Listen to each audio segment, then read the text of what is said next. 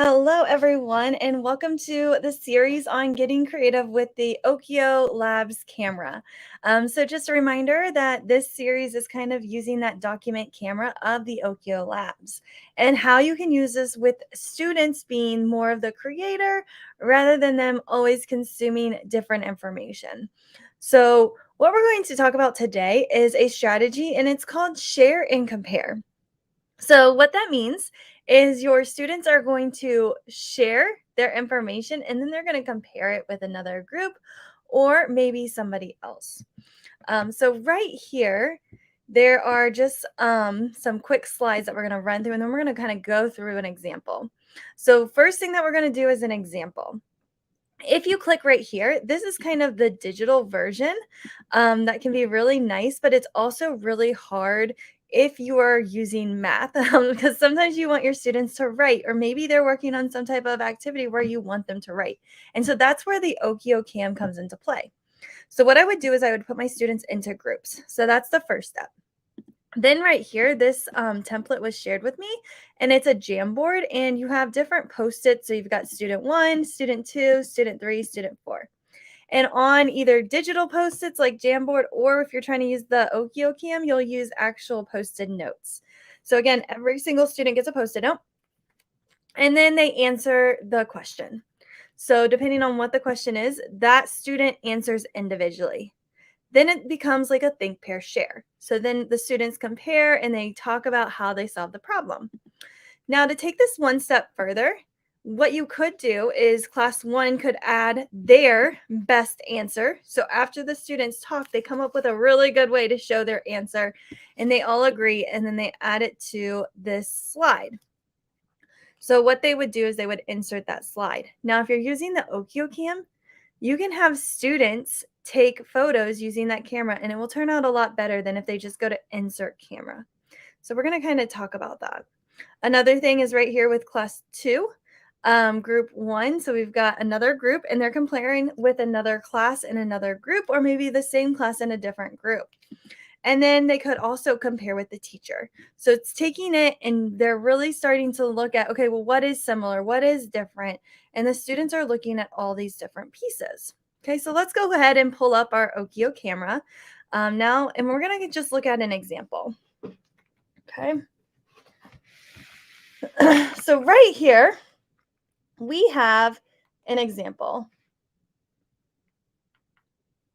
Let me go ahead and flip it again. There we go.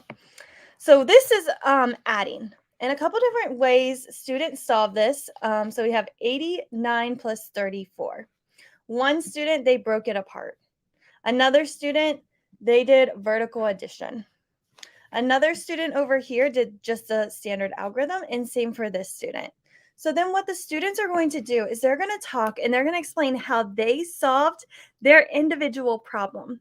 Once they do that, the students are then going to come up with the best way to solve this problem. And so some students might go, well, these ones are kind of similar, like we had a similar idea, so let's just use the standard algorithm. So then they would just go ahead and they would just solve that problem right across. And then again, they would explain it. So right here, you can take a picture. So there's the image, and a reminder from our other sessions, you can also record. So I could go in here and all the students could kind of say their piece, and then they could talk about their best answer in the recording. So again, students could kind of do that, or they could kind of pick who their spokesperson is, and that spokesperson is speaking to the Okio Cam to explain their strategy. Once students are done, they're going to go ahead and pause that and then stop it. And again, it goes into this review mode.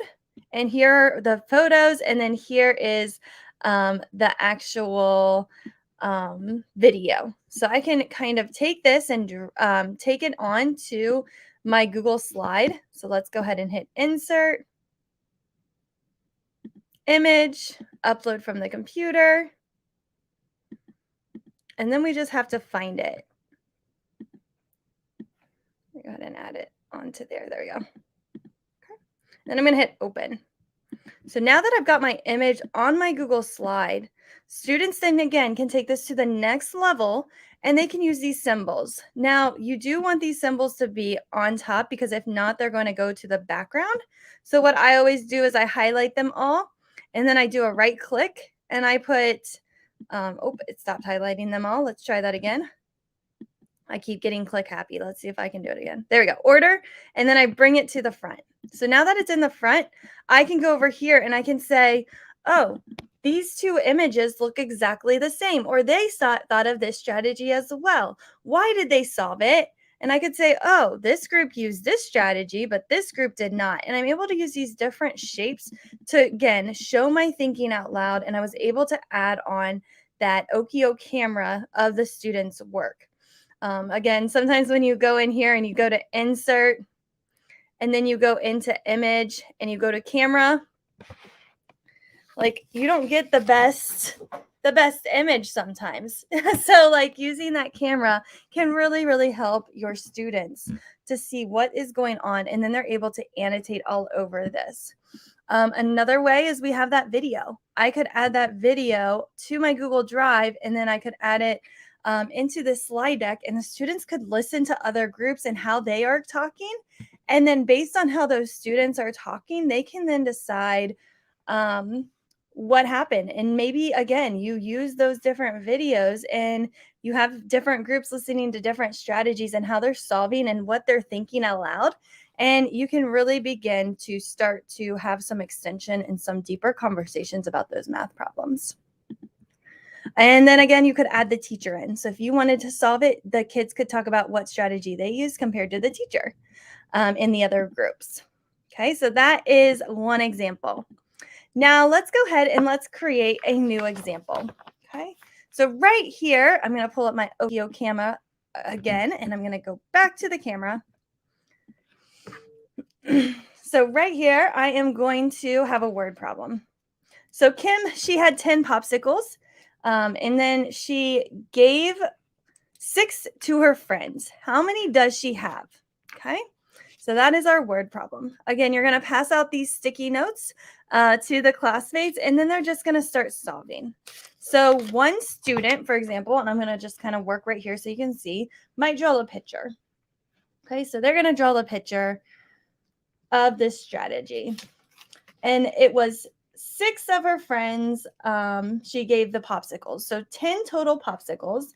And I'm going to go ahead and draw those little popsicles. So 1, 2, 3, 4, 5, 6, 7, 8, 9, and 10. And then we're going to look and go, how many did she give away? And so then the student might cross out 6.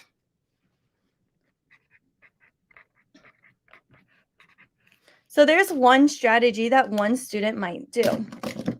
They put their Post-it note in their little corner for their group. And then the other student might say, well, I'm going to do like a tape diagram. So I'm going to go ahead and write tape diagram. They've got their box right here. We're going to split it. And she gave 6, and there were a total of 10. And so then they're going to do some subtraction, and then this would be the missing 4. Okay, so that could be another strategy that one of the students use.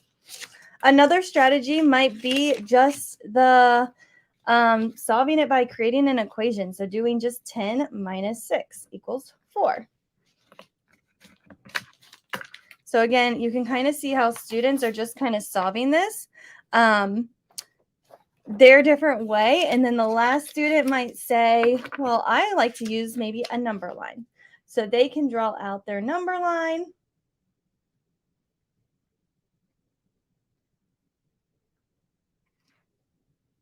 And I should have made this longer. I'm going to actually just start over. I'll draw my arrows after I do my number line.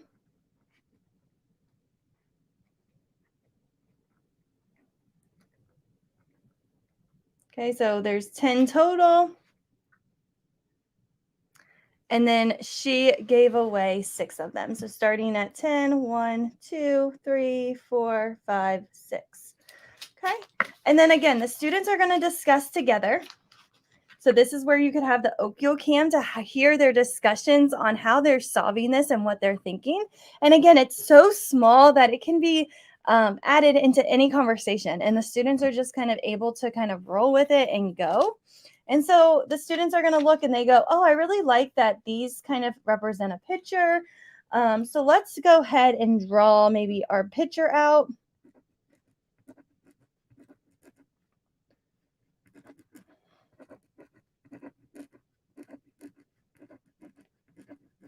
And then they might do the standard algorithm as well. Okay.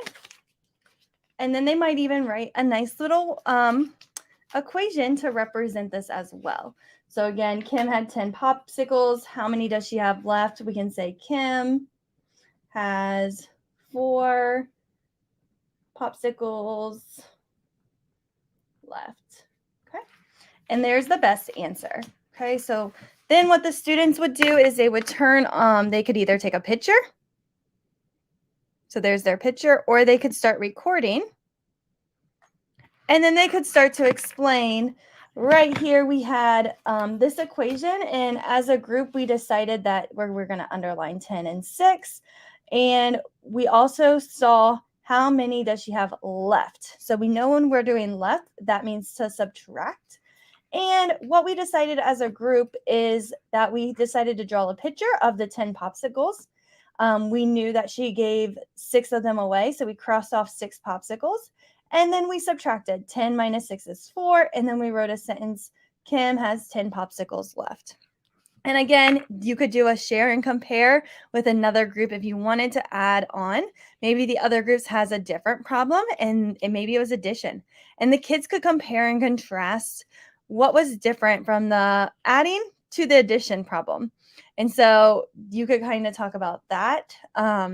You could also have the students do other things as well. If you wanted to, they could watch the videos of other students and really begin to have some of those deeper conversations about why did that student solve it this way, and so on.